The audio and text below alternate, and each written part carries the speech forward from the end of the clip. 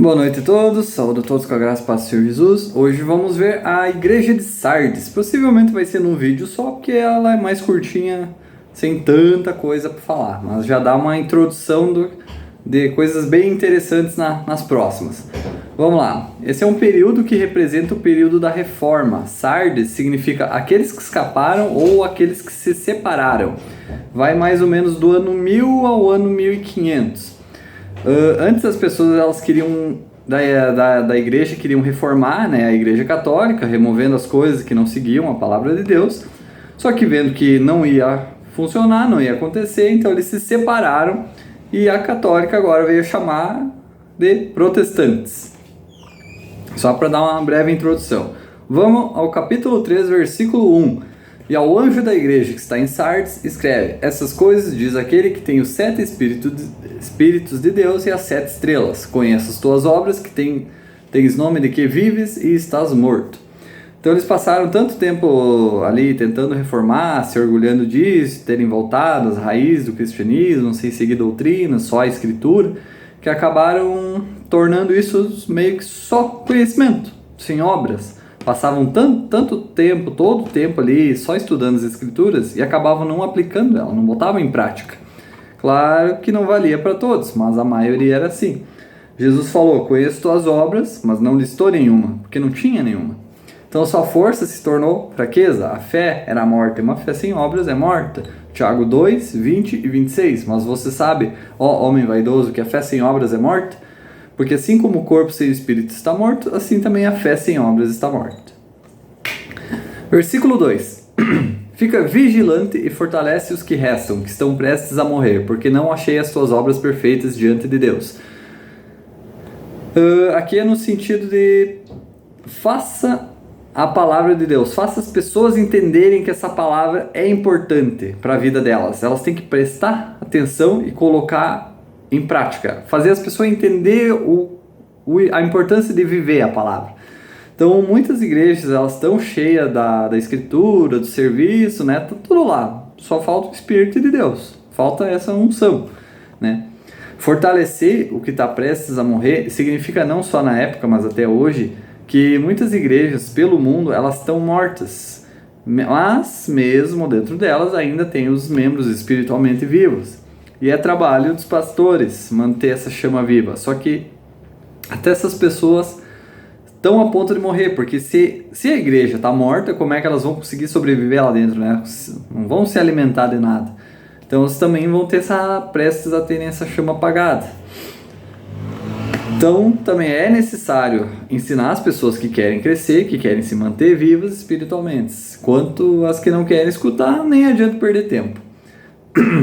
E a palavra ali perfeita se traduz corretamente como cheia. Então eram obras vazias, com sentido errado. Versículo 3. Lembra-te, portanto, de como recebeste e ouviste. Guarda-te e arrepende-te. Se, portanto, não vigiares, irei sobre ti como ladrão, e não saberás a que hora irei sobre ti.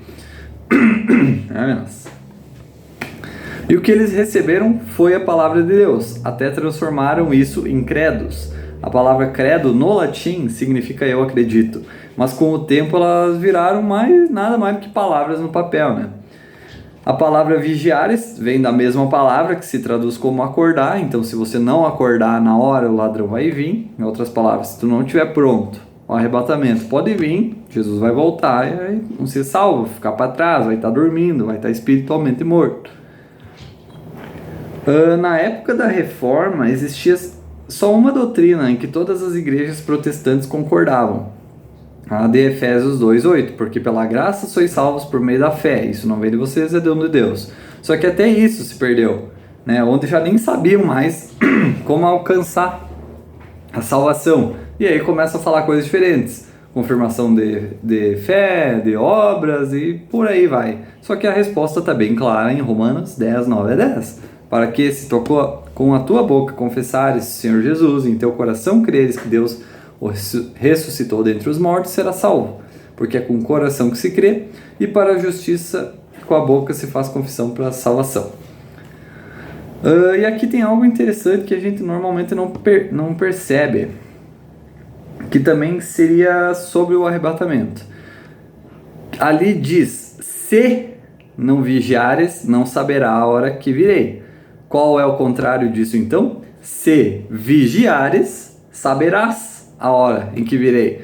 Não dá para saber se isso se aplica na volta definitiva de Jesus ou se poderia ser para o arrebatamento.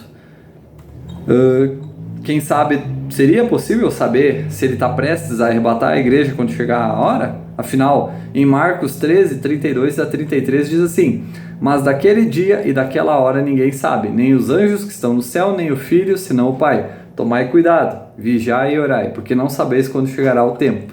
Só que Jesus disse isso antes de ressuscitar e subir aos céus. Sendo Deus, ele possivelmente ficou sabendo depois. Deus mostrou a ele quando ele recuperou completamente a divindade dele. Em Apocalipse mesmo, já começa dizendo: revelação de Jesus Cristo que Deus lhe deu para mostrar aos seus servos. Então, Deus deu a sua revelação para Jesus, Jesus entregou para João e João basicamente entregou para nós. Então agora ele está dizendo que se a gente vigiar, a gente vai saber. Claro, o dia e a hora específico, exatamente, realmente, não tem como saber de fato. Mas quanto mais chegar perto da hora, mais vai possivelmente estar estampado na nossa cara os sinais que vai acontecer, né? Então quem sabe seja realmente possível ter uma boa ideia. Versículo 4. Até em Sardes tem alguns nomes que não contaminaram as suas vestes e comigo andarão vestidos de branco porque são dignos. Em outras palavras, ainda tinha igrejas e pessoas que não se desviaram da palavra de Deus, que a seguiam corretamente, então eles andarão com Jesus no céu, né? Branco significa pureza e justiça. Isso tinha em todas as igrejas, por mais que as cidades eram uma bagunça só, tudo paganismo, sempre tinha os cristãos de verdade. E lembram da tripla aplicação? Na tribulação vai ser bem difícil sobreviver até o final. Quem sabe não está dizendo aqui que ainda há alguns nomes, né? Algumas pessoas resistindo até o final. Só esperando os 7 anos acabarem e Jesus voltar para resgatar eles. E aí finalmente andando de branco. Até porque ali diz que eles serão dignos. Quem de nós é digno de alguma coisa agora?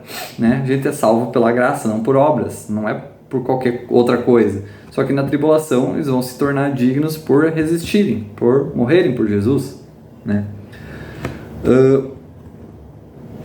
Os judeus acreditavam que se seguissem os mandamentos seriam justos e puros. Só que nenhum homem consegue isso. Jesus, que realmente foi unicamente puro, é ele quem nos purifica, que nos torna puros e justos diante de Deus. 2 Coríntios 5:21. Ele fez com que aquele que não conhecia pecado fosse pecado por nós, para que nele nos tornássemos justiça de Deus. Então, Jesus não tomou nosso pecado, mas se tornou nosso pecado, para que a gente se tornasse justo diante de Deus nele. A gente é digno porque Jesus nos tornou assim. A gente não é justo por nós mesmos. Tudo volta àquele pacto, né, ou contrato. A palavra em hebraico para pacto significa ali vincular ou unir. Tem vários tipos de pactos, mas o pacto mais sagrado, que junta duas pessoas em uma por votos, é o pacto do casamento, consumado pelo sexo. A mulher tem o ímen, que quando tem a penetração pela primeira vez tem o rompimento dele. Então com esse rompimento é uma quebra de seu corpo, derrama sangue, né? E os dois se tornam uma só carne. No Novo Testamento, a terminologia que fala sobre o nosso pacto com Jesus Cristo é a mesma do casamento. Teve uma quebra de seu corpo, né? Com as chicotadas, torturas, enfim, derramamento de seu sangue, e aí a gente é imerso, o nosso espírito, em Jesus, e ele paga pelos nossos pecados. Então nós se tornamos um só espírito. Deus é um ser eterno, ele atua dentro e fora do tempo, ele pode olhar para o passado, para o futuro. Então quando uma pessoa aceita Jesus como Senhor e Salvador, seus pecados são jogados naquele momento do tempo, digamos assim, Jesus, e depois que o pecado foi colocado nele, seu corpo se rompe, derramou sangue e agora os dois são um só espírito. Jesus é o noivo, nós a igreja, a noiva. Tudo que é de um se torna do outro. Quem já é casado sabe, a gente se torna de Jesus, ele se torna nosso. A gente vai para o céu por estar casado com Jesus. A gente se torna justo por causa dele, puro por causa dele. Versículo 5. O que vencer será vestido de vestes brancas e não apagarei o seu nome do livro da vida, mas confessarei o seu nome diante de meu Pai e diante de seus anjos. Ao longo do livro de Apocalipse se fala um pouquinho mais sobre o livro da vida então e os anjos, né? Então a gente vai ver isso em futuros vídeos, mas sobre o evangelho de confissão se aplica também à tribulação e não a nós. Mateus 10, 32 a 33. Portanto, qualquer que me confessar diante dos homens, eu o confessarei diante do meu Pai que está nos céus. Mas qualquer que me negar diante dos homens, eu também o negarei diante do meu Pai que está nos céus. Na tribulação, ou tu confessa o anticristo e vive, ou o rejeita, confessa Cristo e é morto, mas ganha a vida eterna. Lucas 12, 8 a 9. Também eu vos digo que qualquer um que me confessar diante dos homens, também o Filho do Homem o confessará diante dos anjos de Deus.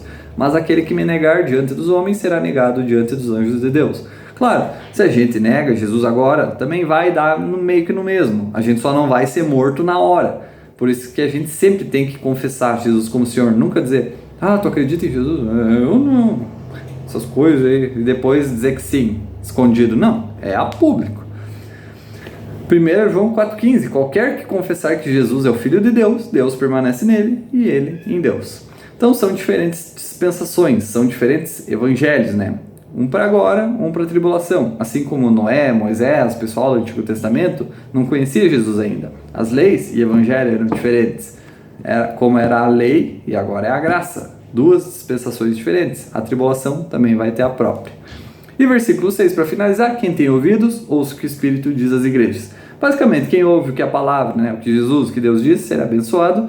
Então, se você tem um ouvido que não só escuta, mas ouve, né, ouça e preste atenção. Guarda as coisas que estão escritas. Deus abençoe, pessoal. Até a próxima Igreja de Filadélfia.